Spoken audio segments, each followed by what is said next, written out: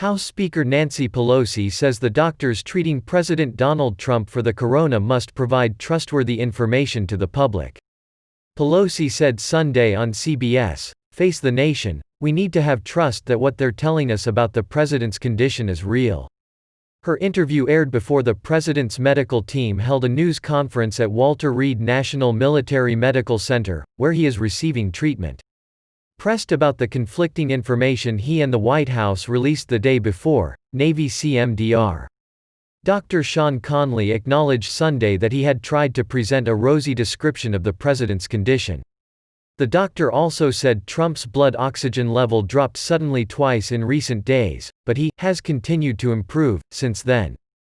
Pelosi says she's worried that the information the doctors are relaying to the public has to be approved by the president. That's not very scientific. House Speaker Nancy Pelosi said Sunday she is praying for President Trump and hopes his corona battle is a unifying moment for the country. She also said she is not sure where the president might have gotten the virus, including whether someone on Capitol Hill was the source. Mrs. Pelosi told CBS's Face the Nation, "I haven't heard anything like that. I think the optics of it are those who were at the White House were the ones who brought the virus back to Capitol Hill."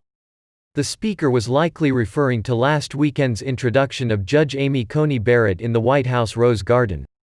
2 Republican senators who attended, plus other guests, later tested positive.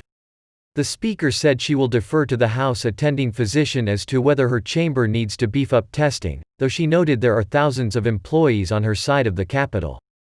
Mrs. Pelosi said she tested negative for the virus Friday and plans to be checked regularly. She said she is learning about the president's condition from the media, like everyone else, despite her position. Mrs. Pelosi said, "Prayers are with the president, First Lady and all of those who surround him."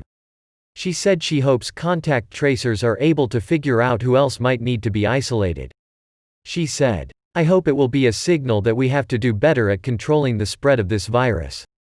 Mrs. Pelosi said the administration has been anti-science and needs to take testing and tracing and mask wearing more seriously.